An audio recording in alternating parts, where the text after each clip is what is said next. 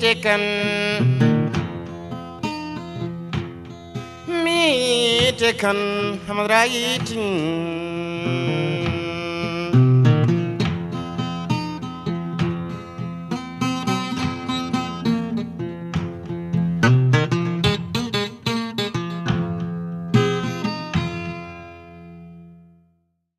Bonjour à tous, bon dimanche, bienvenue dans ce nouveau numéro du Grand Jury de RFM. Après l'euphorie du Sacre des Lions à la CAN, le gouvernement et la population ont été vite rattrapés par la dure réalité de la vie. Hausse des prix des produits de grande consommation, perturbations dans les secteurs de l'éducation, de la santé, entre autres. Le président de la République reste silencieux sur ces problèmes nationaux. On a plutôt droit à un Macky Sall international, présidence de l'Union africaine, sommet UE-UA. Bonjour, cher Yérim Seck. Bonjour, Babacar. On va encore évoquer à nouveau la victoire de l'équipe nationale de football du Sénégal à la CAN 2021. Il n'y a pas que les Lions qui savourent, il n'y a pas que les supporters qui sont contents, les politiques aussi qui profitent bien de ce contexte. Le premier d'entre eux, il s'appelle Macky Sall, le président de la République, qui continue de surfer sur la vague de cette victoire. Justement, Babacar, parce que le football, ce n'est plus que du sport. Le football, aujourd'hui, c'est le premier label qui brande un pays. Le football, c'est un des principaux vecteurs du tourisme. Le football, c'est aujourd'hui une des données les plus importantes de la politique. Le football, aujourd'hui, c'est de la géopolitique. Le football, aujourd'hui, c'est des relations internationales. Un pays comme le Brésil, par exemple, a été fait par le football, tout simplement. Donc, la victoire des Lions est intervenue dans une conjoncture politique particulièrement difficile pour le pouvoir. Il est naturel que Macky Sall, politique par toutes ses fibres, profite de cette victoire pour se refaire une santé politique. Ouais. Et vous qui avez travaillé dans un média international, Jeune Afrique, dites-nous alors quels sont les avantages d'une telle consécration pour le Sénégal à tout point de vue. Vous évoquez la diplomatie, l'économie, la géopolitique. Justement, d'abord, l'avantage le plus immédiat, c'est que ça renforce in concreto le prestige international du pays. Voilà. Pendant les 2 jours qui ont précédé ou qui ont suivi la consécration des Lions, le Sénégal était partout sur tous les médias internationaux. Ça, c'est un. Deuxièmement, c'est quand même un trophée qui positionne la jeunesse du Sénégal comme étant, en termes de football, en tout cas au moment où on parle, la première jeunesse de l'Afrique. Ce n'est pas rien. Et puis, je le disais tantôt, la Coupe est intervenue dans une conjoncture politique assez difficile pour le pouvoir. Mais la réaction populaire, évidemment, la joie consécutive à cette consécration qui est une première depuis l'indépendance, a concrètement donné un nouveau souffle au régime. Ce n'est pas pour rien d'ailleurs que jusqu'à présent, un nouveau Premier ministre n'a pas été nommé, un nouveau gouvernement n'a pas été mis en place. Parce que peut-être Macky Sall ne veut pas polluer voilà, simplement parce cette euphorie par des choses politiques. Justement, on est dans un nouveau souffle politique. Et le président de la République, qui est politique par toutes les fibres de son corps, comprend mieux que quiconque qu'il faut encore un peu plus surfer sur, disons, cet état de grâce, sur cette vague d'euphorie, n'est-ce pas? Et puis ne pas perturber les Sénégalais par un remaniement qui risque de, comme tous les remaniements d'ailleurs, de générer des mécontentements, etc., des conciliabules de toutes sortes. Et l'inauguration du Stade du Sénégal, après-demain, mardi, on annonce la présence de plusieurs chefs d'État à cette cérémonie d'inauguration du stade que Macky Sall a fait construire à Diamniadio, à la périphérie de la région de Dakar. La présence de ces chefs de l'État aussi rejoint ce que vous soulignez depuis le début de cette émission. Justement, évidemment, dans la droite ligne de cette euphorie, dans le droit de cet état de grâce, Macky Sall a compris que c'était le moment opportun pour inaugurer à grande pompe le Stade du Sénégal. Qui soit dit à pensant doit être mis quand même à son actif. Pour la petite histoire, l'idée de cet stade a germé dans la tête du président lorsqu'il est allé à Moscou au cours d'une des rencontres de la Coupe du Monde de 2018. Le président assistait à un match. Sénégal-Pologne, le premier match des Lions, c'est mondial. justement au stade du Spartak de Moscou. Au cours de la mi-temps, il a rencontré le président du Spartak de Moscou pour lui dire, écoutez, je veux un stade comme ça au Sénégal. Voilà, gouverner, c'est un peu ça aussi. C'est-à-dire faire des rêves, avoir de l'ambition pour son pays et se donner les moyens de réaliser les ambitions. Peut-être pas à n'importe quel prix non plus. Le prix n'est pas choquant. 150 milliards de francs CFA. Non, n'est pas choquant au regard, parce que le même stade a été fait au Cameroun, stade Olymbe. Non seulement les travaux ont duré 5 ans, mais le stade a coûté 300 milliards. Le Sénégal a fait le même stade en 17 mois et le stade a coûté... On n'est pas sûr de toutes les garanties de transparence au Cameroun non plus. Oui, mais le Sénégal a coûté un peu moins de 150 milliards, la moitié du prix. Donc, je pense que sur ce coup, l'État du Sénégal... La Côte d'Ivoire a fait un joli stade du même standing avec 3 fois moins ce prix que le Sénégal a payé. Oui, mais est-ce que... Non, je ne pense pas que ce soit le standing. Parce que le stade actuel, le stade du Sénégal, est aujourd'hui au niveau du standing le plus élevé. Ça, tous les spécialistes le disent quand même. Bon, bref, moi je pense, vous savez... Ce sont des questions importantes. Oui, on ne peut pas non, je suis faire fi de ça. Non, je suis parfaitement d'accord. Voilà. Mais moi, je parle pense... de ressources publiques. Non, je suis parfaitement d'accord, Babacar. Mais je pense que aussi il y a... Pour une fois, tu sais, j'ai fait un éditorial il n'y a pas longtemps, intitulé « Ne laissez pas ces querelles d'argent dévoyer la victoire du Sénégal ». Vous savez, bon, il y a des choses, il y a... La polémique sur les primes. Parfois, il faut faire la part des choses entre le symbolique et le matériel. C'est très important. Un pays ne vit pas que de matériel. Il y a aussi du symbolique. Je pense que ce stade a son standing devant accueillir le match qualificatif des Lions pour la future Coupe du Monde. Ce stade qui est inauguré à quelques jours de notre victoire, je ne peux pas laisser moi des querelles d'argent entacher ce bijou. Tu vois, il y a des moments où ce n'est pas des querelles politiciennes qui sont en cause. Il y a des moments où c'est le Sénégal en tant que tel, en tant qu'entité transcendantale, qui transcende toutes les forces. Toutes les on ne va pas être d'accord avec vous, chéri. Oui. C'est pas parce que notre pays est chanté partout après cette victoire qu'il faut fermer les yeux sur tout, qu'il ne faut rien dire, qu'il ne faut pas faire des observations, qu'il ne faut pas formuler des critiques. Non, je suis d'accord. Mais dans la vie d'un pays, il y a, j'allais dire, même des moments d'union sacrée. Il doit y avoir des moments de grâce, d'accalmie dans l'intérêt du pays. Et il y a des moments où le symbolique doit être au-dessus de... C'est-à-dire le prestige du pays doit être au-dessus de certaines querelles. C'est mon avis, hein.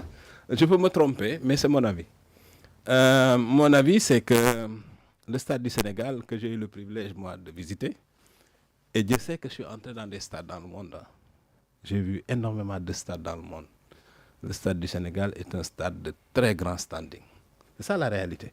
Maintenant, ce stade-là, fait dans les conditions comme ça, dans ces conditions de temps, avec ce niveau de qualité, moi, le fait que le Sénégal ait payé 150 milliards ne me choque pas. Parce qu'un stade de ce même standing a été payé au double pour 2 fois plus de temps au Cameroun. On ne va pas revenir là-dessus. Ouais. Stade construit par les Turcs, la Turquie, les entreprises turques. On annonce à cette cérémonie d'inauguration la présence du président Recep Tayyip Erdogan,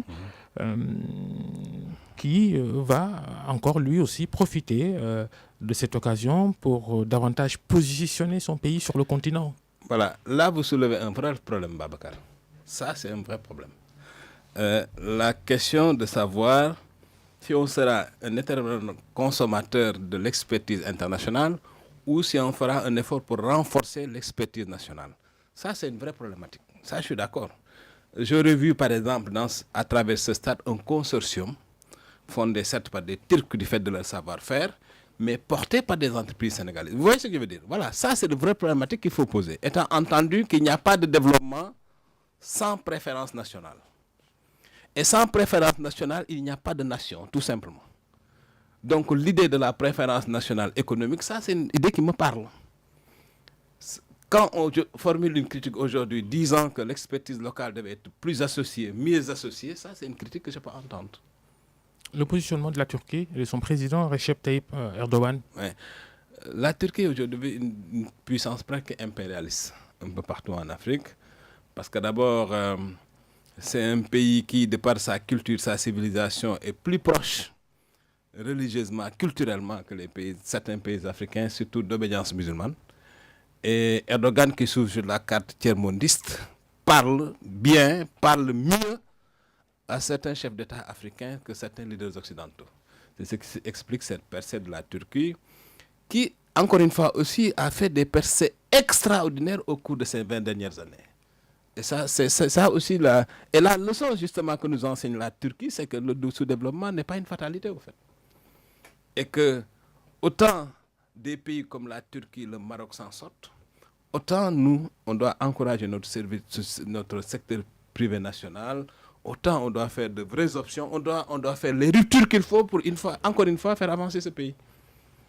Ça aussi, c'est une autre leçon qu'on peut tirer de la construction de ce stade. On pointe souvent à la légèreté de nos entreprises à faire des choses de qualité. Vous pensez que c'est fondé, cette opinion-là, sur les capacités des entreprises locales à faire de bons produits? Pour que les entreprises turques deviennent ce qu'elles sont aujourd'hui, il a bien fallu qu'on les aide. Rien à dire. Pour que les entreprises marocaines se positionnent aujourd'hui parmi les entreprises les plus performantes d'Afrique, il a bien fallu le volontarisme du roi Mohamed VI. C'est-à-dire, Thomas Jefferson, quand il a voulu faire les États-Unis, il a recensé 300 familles auxquelles il a donné des moyens pour les positionner sur des secteurs stratégiques pour créer le capitalisme américain. Nelson Mandela, quand il a voulu casser la discrimination du point de vue de l'accès à la richesse, de la discrimination capitalistique du régime de l'apartheid, il a créé des milliardaires noirs qui sont aujourd'hui à la tête de MTN et de beaucoup d'entreprises parmi les plus grandes au monde. Donc, Cyril Ramaphosa, l'actuel président, justement, a fait du business. C'est un État qui crée son secteur privé. Je veux dire, ça n'a aucun sens pour un État de dire que son secteur privé est léger. Non. Il faut épauler le service public, le secteur privé, il faut l'aider. Il faut le professionnaliser, il faut le pousser à se professionnaliser, il faut lui imposer des règles de compétition internationale en le mettant dans les conditions pour gagner dans ce monde en éternelle compétition. On reste sur la géopolitique puisqu'on parlait de la Turquie et de son président, Erdogan. La Turquie qui se déploie sur le continent, la Russie tente le coup, après la Centrafrique, maintenant le Mali, même si le prétexte où l'argument de la Russie, c'est de dire le groupe Wagner, tant critiqué par les Occidentaux, est un groupe privé. Mais après, sans doute, l'État russe va vouloir aussi se déployer au Mali. Question qui concerne directement cette présence russe au Mali. Le départ déjà annoncé des soldats français, des forces européennes en général. Ce déploiement de la Russie à côté au Mali, les conséquences directes pour le Sénégal et pour les autres pays voisins du Mali. Ce déploiement des forces russes, parce que Wagner, c'est la Russie, c'est le Kremlin, c'est Poutine. Il faut être très clair. C'est une entreprise certes privée sur le papier, mais qui est un instrument au service de l'expansion russe sur les terrains de conflit dans le monde.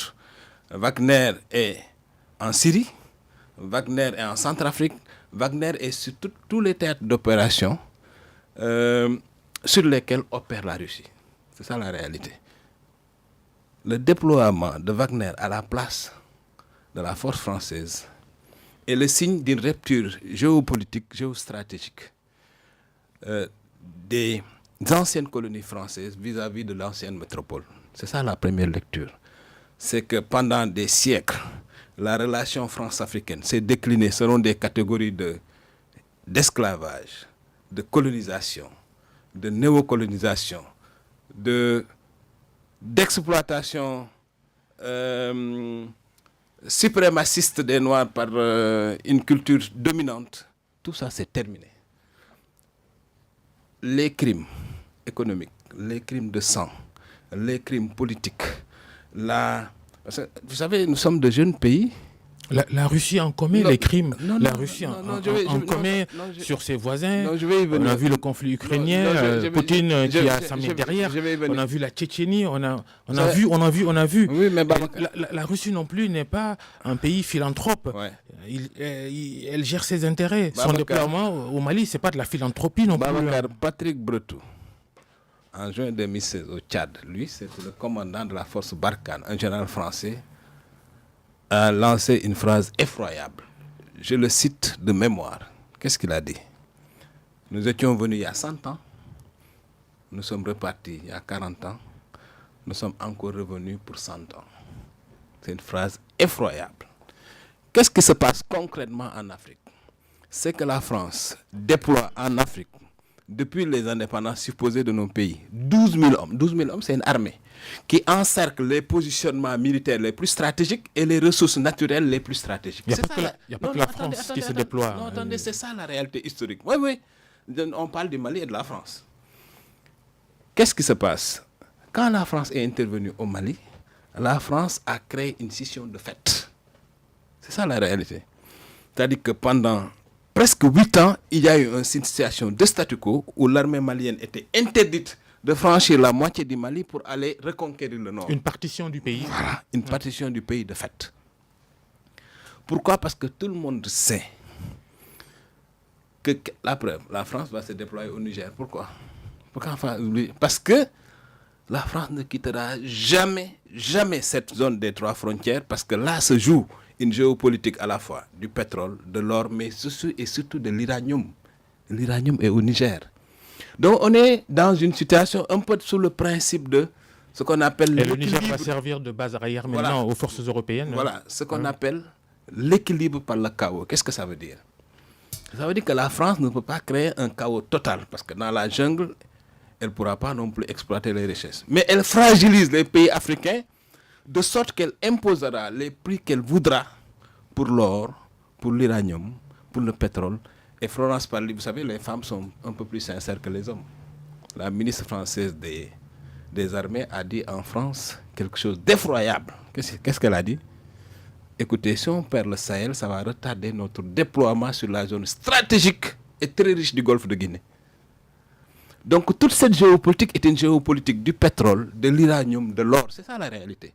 Tous les hommes introduits par l'armée française en Afrique encadrent des positions militaires stratégiques et des zones économiques particulièrement riches en matières premières stratégiques. Et maintenant, chérie, c'est cette logique, cette logique de domination, c'est cette logique d'exploitation. J'allais même utiliser un mot violent. C'est cette logique de pillage que les Africains ne peuvent plus tolérer. Et la Russie, vous pensez qu'elle va faire quoi, la Russie, quand elle arrivera? La Russie, ce qu'elle fait, c'est très simple. La Russie est au Mali pour sécuriser la junte, c'est ça la réalité. Et conscient un tampon, parce que voilà, Wagner, c'est clairement une institution militaire privée qui se bat pour être payée. Mais Wagner a réglé beaucoup de problèmes. Hein. Dans d'autres pays, la Centrafrique par exemple, la France a toujours considéré la Centrafrique comme étant sa zone gardée. La France a toujours été dans une position de fragilisation de fait de la Centrafrique. Comme dit la ministre des Affaires étrangères France-africaine, il dit que la France a créé au niveau, elle s'appelle Sylvie Baïpomo. Et qu'est-ce qu'elle dit? La France a créé en Centrafrique une logique de conservation du chaos. Qu'est-ce que ça veut dire la conservation du chaos? Ça veut dire faire de la sorte que nos pays soient toujours déstabilisés, que nos pays soient toujours fragilisés, pour qu'on puisse leur imposer les prix qu'on veut, les conditions qu'on veut pour accéder à leurs matières premières stratégiques. C'est ça la réalité. Et cette logique de domination coloniale, néocoloniale, suprémaciste est arrivée à son terme. Les conséquences pour le Sénégal, pour aller vite sur le sujet? Bon, le Sénégal est un pays très proche du Mali. Les djihadistes ont ce rêve, venir à Dakar ou à Abidjan pour avoir un accès à la mer. Donc, l'idée qu'il y ait un rideau russe qui bloque les djihadistes au cœur du Mali, c'est objectivement quelque chose d'important et de bien pour le Sénégal. Objectivement. Objectivement. Parce que tant que cette sorte de ligne Maginot qui divise le Mali en deux n'est pas franchie par les djihadistes, ils n'ont aucune chance d'arriver à Dakar. Et de ce point de vue, c'est concrètement quelque chose de très important pour la sécurité intérieure du Sénégal. Chéri Rimsek, journaliste, notre invité dans le grand jury de RFM. Ce dimanche, la Guinée maintenant est la junte au pouvoir. Les ennuis judiciaires pour l'opposant Cellou Dalein Diallo visé par une enquête pour corruption et enrichissement illicite présumé lors de la vente de biens, 2 avions pour être précis, de Air Guinée. C'était en 2002. Cellou Dalein Diallo était ministre des Transports. la compagnie avait fait faillite. C'était en 2002, je rappelle. Cellou Dalein Diallo et cette junte actuelle, ce n'est pas fini, puisque les militaires au pouvoir veulent également lui prendre sa maison à Conakry parce qu'ils estiment que la propriété a été acquise de façon illégale. L'avenir de Cellou Dalein Diallo, qui décidément a des problèmes avec tous les pouvoirs qui passent devant lui en Guinée. Simplement parce que Cellou Dalein Diallo est aujourd'hui l'homme le plus populaire objectivement en Guinée, qui dans le cadre d'une élection transparente en Guinée va l'emporter. Clairement, ça, tous les observateurs, tous ceux qui connaissent la vie politique en Guinée le savent. Pendant très longtemps, il a été un leader du pays Peul en Guinée. Aujourd'hui, Cellou Dalein Diallo est devenu un leader transversal qui, au cours des élections locales, a gagné des communes importantes en pays Soussou, en pays Malinké, en pays forestier. Donc aujourd'hui, s'il y a une élection transparente en Guinée, une élection qui se passe sous une supervision impartiale, Cellou Dalein Diallo gagne haut la main au premier tour. Tout le monde le sait. La junte au pouvoir a d'abord agité l'idée de l'éliminer par l'âge, c'est-à-dire d'introduire une disposition constitutionnelle qui limite les candidats à 70 ans, à l'âge limite de 70 ans. Il s'est opposé, normal. Joe Biden est arrivé à la tête des États-Unis à 78 ans. Alpha Condé, qui trônait sur la Guinée, est parti à 87 ans. Aujourd'hui, au moment où on parle, les chefs d'État, aujourd'hui, je ne sais pas, Alassane Dramane Ouattara a 80 ans. Je pense qu'il faut laisser les Guinéens, en âme et conscience, décider, sans aucune volonté d'imposer des filtres de nature, à éliminer certains candidats. Le fait de faire des lois ad hominem, de faire des lois intuitive personae, ou d'initier des poursuites juridiques, des poursuites judiciaires à visée purement politique, voire politicienne. Vous remettez en cause le bien fondé de ces accusations de corruption? Ces accusations n'ont aucun sens. Il faut savoir que quand Lansana Conté est arrivé au pouvoir en Guinée, en 1984, il a fait en 1985 un discours programme dans lequel il a demandé à ce que toutes les entreprises publiques de Guinée soient privatisées. Parce qu'on sortait d'un pouvoir communiste, d'un pouvoir collectiviste de 26 ans de Sékou Touré. Lansana Conté a ordonné par décret présidentiel, Lansana Conté a ordonné la privatisation de Air Guinée et la vente de ces 2 avions de Air Guinée par décret. Et dans le cadre de ce même décret, Lansana Conté a donné instruction au ministre des Finances de l'époque, Cheikh Camara, et au ministre des Transports de l'époque, Cellou Dalein Diallo, de veiller à l'application du décret. C'est à ce titre-là qu'une procédure judiciaire a été fabriquée pour dire que Cellou Dalein Diallo et Cheikh Camara, qui avaient été visés par le décret du président de la République d'alors, ordonnant, non seulement déclassant du patrimoine public les avions pour ordonner leur vente, c'est au titre de ce décret-là qu'on les poursuit. Il faut être sérieux. Je suis d'autant plus surpris. Maintenant, comment se sont déroulées les opérations? Oui. Non, les opérations vous savez, l'homme qui avait acheté les avions était un ami personnel du général Lansana Conté. Il s'appelle El Hadji Mamadou Silla. C'est l'homme chez qui Lansana Conté prenait son riz au... Comment ça s'appelle? Son concours trogbelli. Lui à l'huile rouge et au con tous les jours. C'est chez lui qu'il allait prendre le thé tous les jours. Et toutes les modalités de cette vente ont été négociées d'accord parti entre El Hadji Mamadou Silla et Lansana Conté, qui a donné des instructions écrites à Cellou Dalein Diallo et au ministre des Finances de l'époque pour exécuter ces instructions. Mais si la gente veut faire la lumière, voilà des domaines dans lesquels on peut faire la lumière. La bauxite. Pendant les années Alpha Condé, 3 milliards de dollars ont été engrangés comme recette de bauxite. Personne n'a jamais vu aucune trace de cet argent dans les caisses du Trésor public guinéen. Voilà un domaine dans lequel il faut enquêter.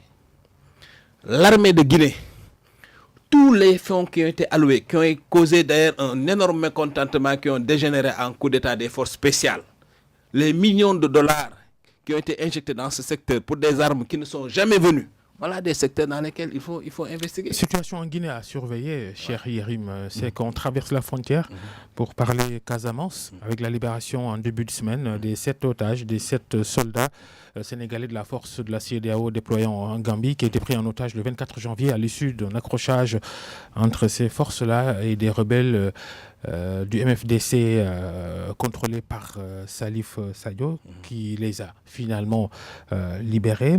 Quel est ce que ça change? Quelle est la donne qu'il faut mettre devant pour analyser cette situation dans le sud du Sénégal avec Salif Sadio qui s'est fait un bon marketing avec ces accrochages meurtriers, parce qu'on rappelle 4 soldats ont été tués au cours de ces combats.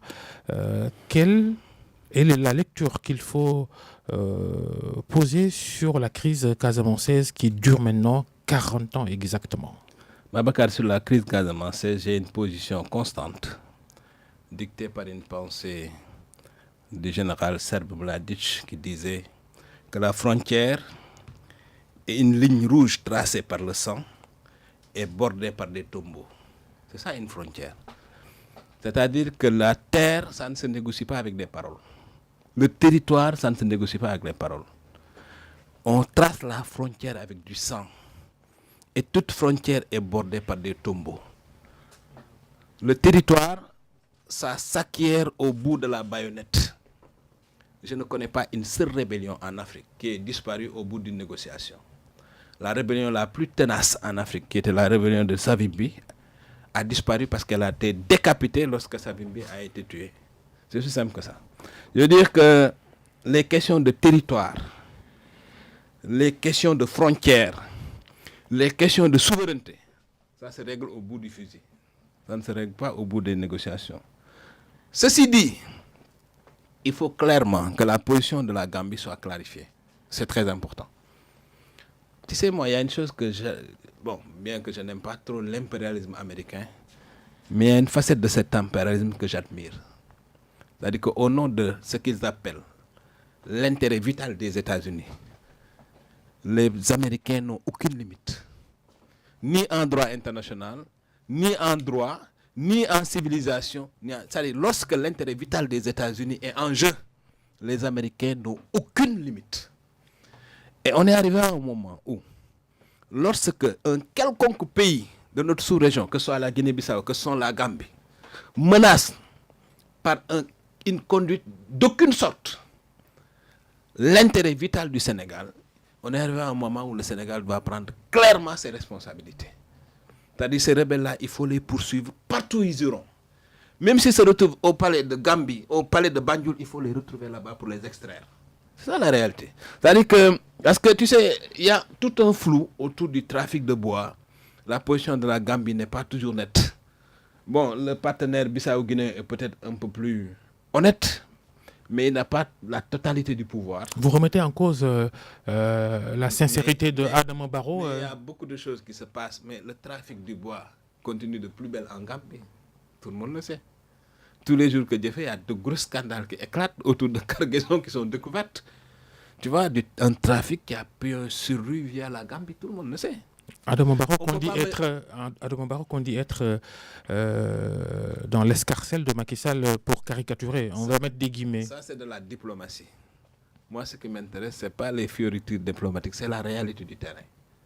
La réalité du terrain est que ce trafic de bois-là, qui est la mamelle nourricière de la rébellion, continue de plus belle en Gambie. Tous les jours, même la presse du Sénégal se fait l'écho de scandales autour de la découverte de cargaisons entières qui se promènent librement en Gambie, sous le regard presque indifférent des autorités de Gambie. Je veux dire, il faut régler chirurgicalement le problème de la Casamance. En quoi faisant? La souveraineté, c'est une question de sang. Vous pensez que l'État sénégalais il est trop passif sur... Non, l'État sénégalais n'est pas passif, mais l'État sénégalais doit exiger plus de collaboration, plus de sincérité, plus de détermination de la part de ses alliés sous-régionaux.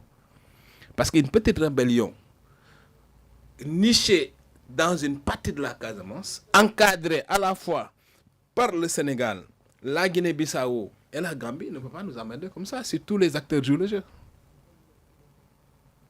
Au début du règne de Adama Barrow, lorsqu'il était à fond dans la logique de collaboration avec le Sénégal, la rébellion avait presque disparu. Pourquoi subitement la rébellion a pignon sur rue, la rébellion a des moyens logistiques, la rébellion arrive même à kidnapper des soldats sénégalais? Voilà les questions qu'il faut se poser. On reste en Casamance pour parler actualité politique sénégalaise. Ziguinchor, le nouveau maire s'appelle Ousmane Sonko. Parmi ses premières décisions, la création de nouvelles directions pour la municipalité et le changement de nom, de rue, entre autres. Parfaitement d'accord avec lui. On ne peut pas continuer à appeler certaines rues, à laisser certaines de nos rues porter le nom d'anciens bourreaux de notre peuple. Par exemple, lorsque je voyais la statue de Faidherbe trôner sur la place de France en face de cette énorme bâtisse qui lui faisait office de bureau, je trouve que c'est une insulte aux résistants sénégalais dont les cœurs ont été déchiquetés il n'y a pas plus de 2 générations et dont le sang continue à gicler sur notre terre. Il n'y a aucune idée, il n'y a aucune possibilité que le nom d'un nazi allemand soit porté par une rue en France. Il faut arrêter. De ce point de vue, je suis parfaitement d'accord avec Sonko. Il faut débaptiser toutes les rues, mais ça ne doit pas s'arrêter qu'en Casamance. Il faut débaptiser toutes les rues de ce pays-là qui portent le nom d'anciens colons, d'anciens administrateurs de colonies, d'anciens dominateurs, d'anciens asservisseurs des populations africaines.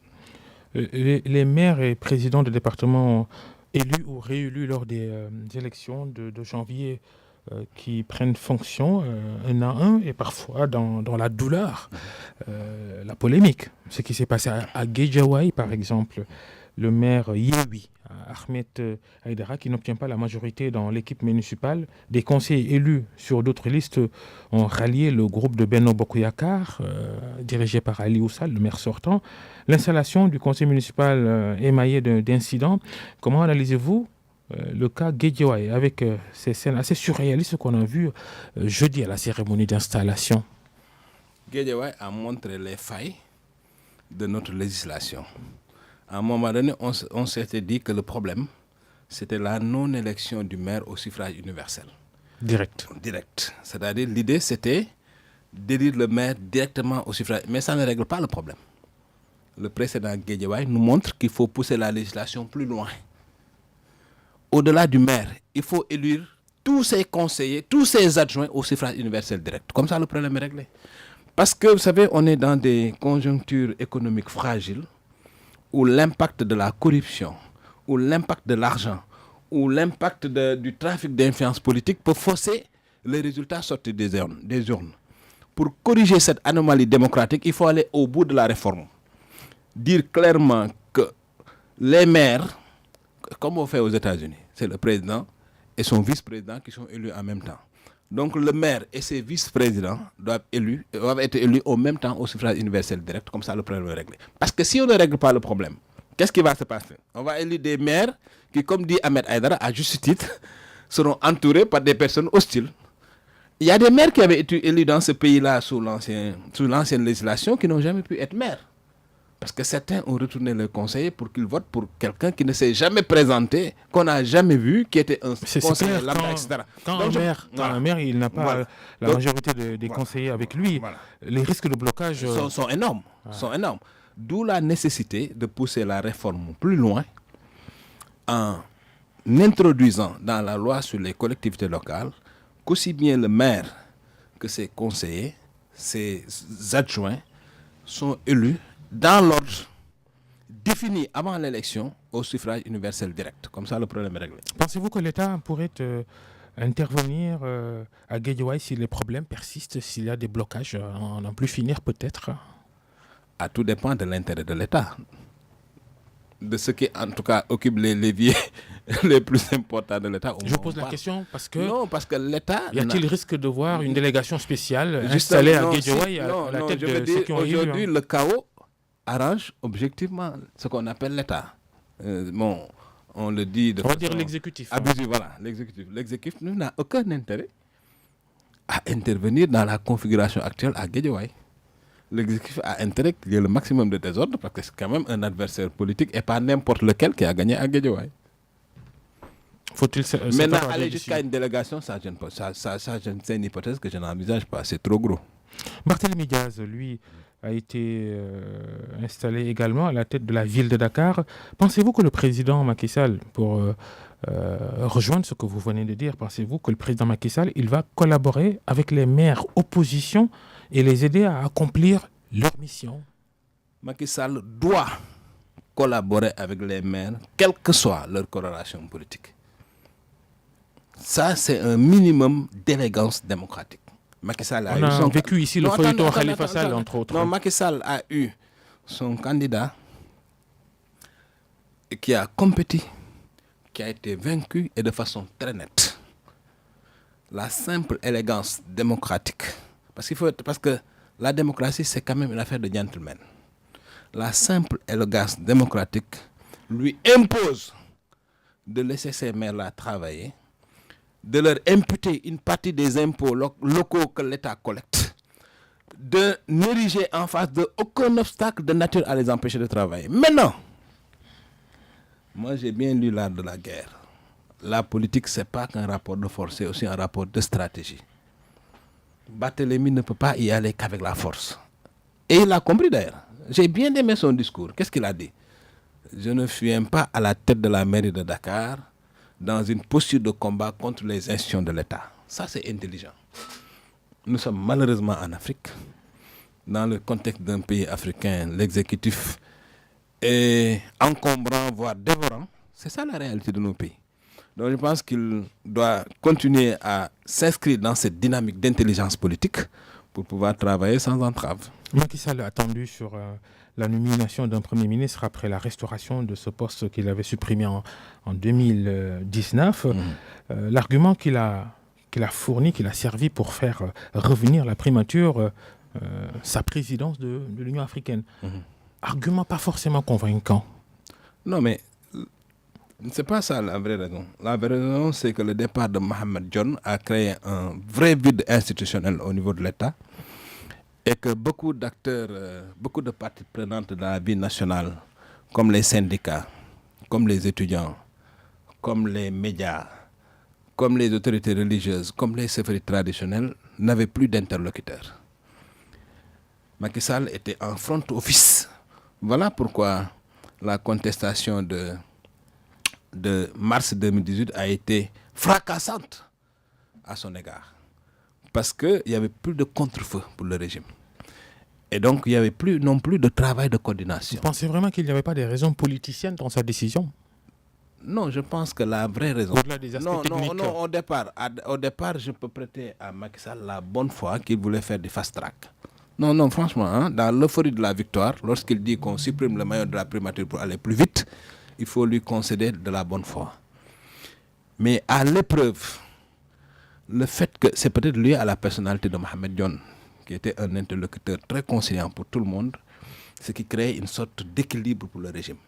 Mais dès qu'il a disparu, comme dans un château de cartes, tout s'est écroulé. Il n'y avait même plus de coordination du travail gouvernemental. Tout allait dans tous les sens. Un chef d'État, il n'est pas fait pour faire de la petite épicerie. C'est la réalité. Donc aujourd'hui, il y a un vrai besoin administratif, institutionnel d'un poste de Premier ministre pour le travail de coordination. C'est ça la réalité. Et qui va-t-il nommer à ce poste de Premier ministre maintenant?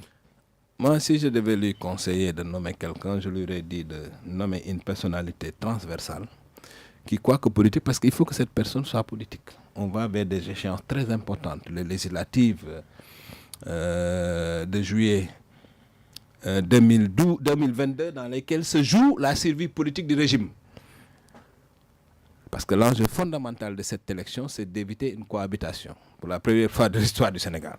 Donc il faut que le Premier ministre soit politique. Mais il faut qu'il soit une personnalité suffisamment transversale pour apaiser le pays. Il faut que ce soit quelqu'un d'acceptable par une bonne partie de la population. Y compris par les grandes forces sociales qui traversent le pays. Avez-vous dressé des profils pour ça, potentiellement, qui peuvent occuper ces fonctions? Non, je ne sais pas, Macky Sall connaît les autres mieux que moi. C'est tout dans son camp politique. Mais ce qui est sûr, c'est que s'il s'inscrit dans une logique d'un Premier ministre partisan ou d'un Premier ministre à la dimension sociale et politique étroite, on aura raté un virage important. D'autant que je pense que se joue aussi à travers cette nomination la bataille de 2024 pour le régime de Macky Sall. La bataille autour de sa succession, Voilà, probablement. ça c'est très important. Le nom de Amadouba est souvent sorti. L'ancien ministre des Finances et ancien chef de la diplomatie sénégalaise reste-t-il toujours vraiment en course malgré la défaite de Benno aux élections territoriales dans plusieurs villes importantes? Bon, beaucoup de noms sont agités. Hein? Aminata Niane, ancienne directrice générale de la PIX, par exemple, Oui. mais sur le politique Ouais. dont vous avez dressé le portrait robot, est-ce que lui, dont le nom est souvent évoqué, il est vraiment l'homme qu'il faut, avec les conséquences politiques qu'on pourrait tirer des dernières élections territoriales? Je pense objectivement qu'il a la dimension politique, sociale et humaine pour assumer cette charge. Malgré son titre de coordinateur national de l'APR aux dernières élections et les défaites à Dakar, Thiès, Ziguinchor, Kaolack. Mais Macky Sall est le président de la coalition Benno Bokk Yakaar. La coalition a perdu, pour autant il reste président de la République. Et maintenant, les ministres qui doivent composer ce gouvernement à venir, le chef de l'État va-t-il faire comme en 2024, limoger ceux qui ont perdu à ces élections municipales et départementales? Va-t-il opter pour la même logique? Je n'ai jamais pensé qu'un gouvernement se constitue à l'aune de la politique politicienne. J'ai toujours pensé qu'il fallait concilier, certes, une certaine dimension politique, mais aussi avec une certaine technicité, une certaine expertise. Ce pays a besoin quand même d'hommes et de femmes, au-delà de la politique, mobilisés et capables de relever les défis qui se posent au pays. C'est ça, là. On sort d'une Covid particulièrement destructrice, avec un taux de croissance qui a dégringolé, avec un contexte sociopolitique et économique particulièrement éprouvant pour les populations. On a besoin d'hommes et de femmes capables, par leur expertise, d'apporter des réponses aux questions, aux besoins, aux attentes des Sénégalais. Nommer un gouvernement, un nouveau Premier ministre à 5 mois des élections législatives, alors, mais gouvernement provisoire alors? De toute façon, on est obligé, du fait de la réforme de la Constitution, c'est aujourd'hui la Constitution qui exige qu'on nomme un nouveau Premier ministre. Et dès lors qu'on nomme un nouveau Premier ministre, ça implique de facto un changement du gouvernement. Ça devient une contrainte constitutionnelle. Ça risque de revenir aussi voilà, au-delà des calculs politiciens. Ça transcende tous les calculs politiciens.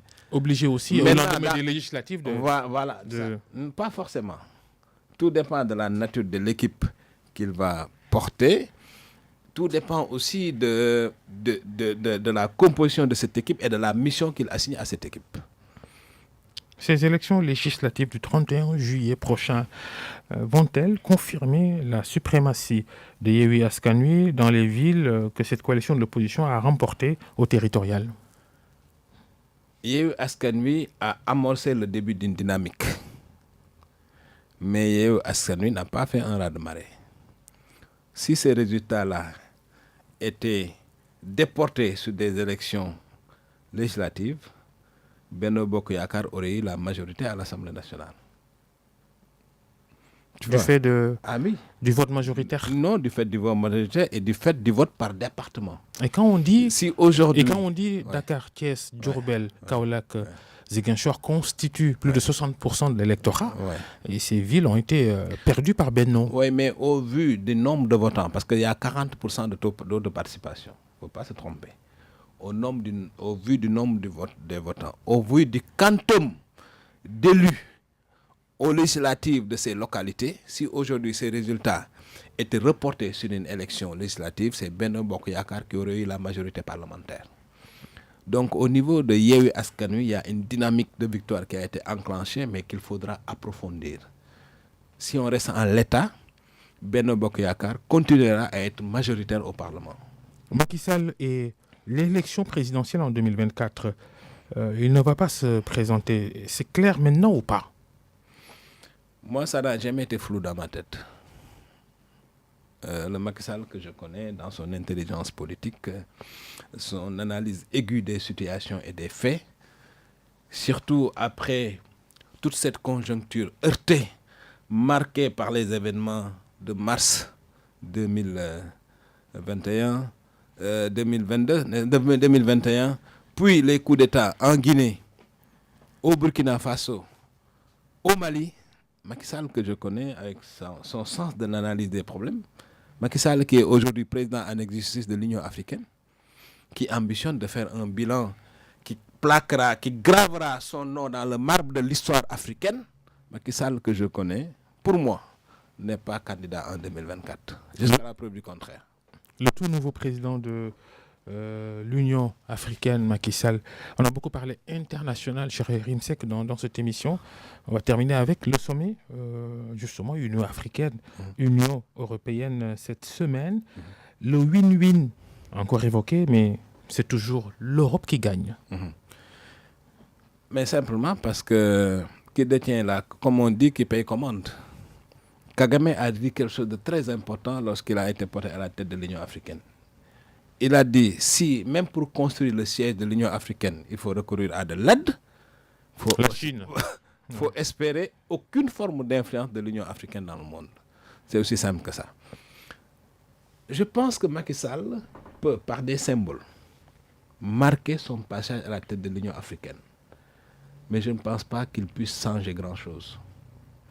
On est dans une configuration internationale dans laquelle aujourd'hui, des institutions comme l'Union africaine, la CEDEAO sont complètement décrédibilisées. J'ai entendu Macky Sall, dans un sursaut de volontarisme, dire que la CEDEAO n'a jamais été un syndicat de chefs d'État, etc., l'Union africaine. Mais la réalité historique, c'est que quand des présidents en exercice perpètrent des coups d'État civils, des coups d'État constitutionnels, massacrent leur peuple à coups de baïonnette, la CEDEAO ne pipe mot, l'Union africaine ne pond une ligne. Lorsqu'un coup d'État, qui est une autre forme de coup d'État militaire, survient, tout d'un coup, la CEDEAO et l'Union africaine dépoussièrent leurs anciens documents pour s'acharner en termes de sanctions, de réprimandes. Ça ne peut pas passer.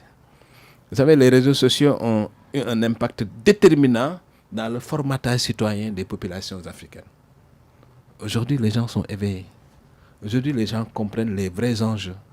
Les gens comprennent le deux poids, deux mesures de cette géopolitique internationale africaine, inéquitable envers les militaires et qui tolère toutes les dérives des pouvoirs en place. Le cas du Tchad, le coup d'État toléré au Tchad. Voilà.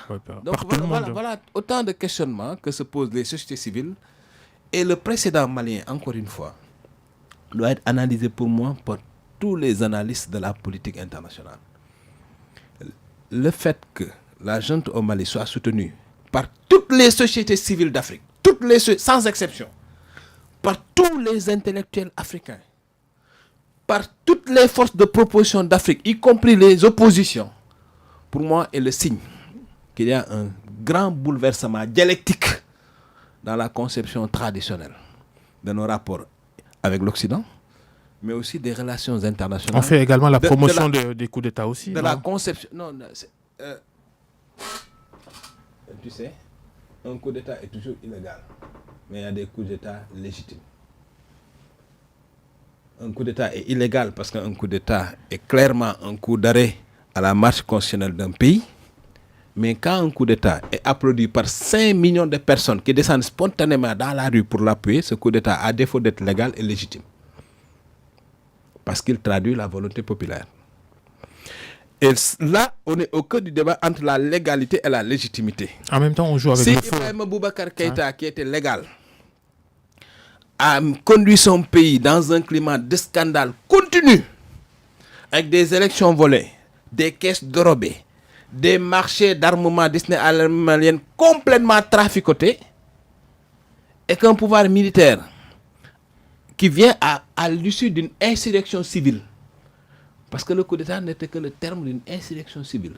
C'est toutes les forces de vivre du Mali qui se sont retrouvées dans la rue pendant des mois pour demander le départ d'Ibeka. C'est comme ça que ça s'est passé.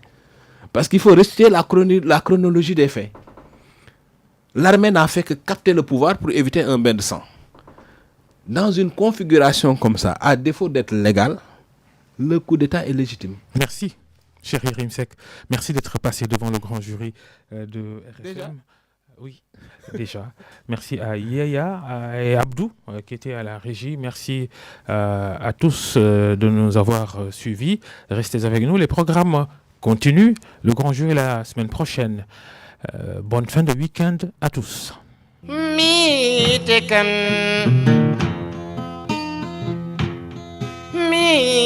kan hamad rayitin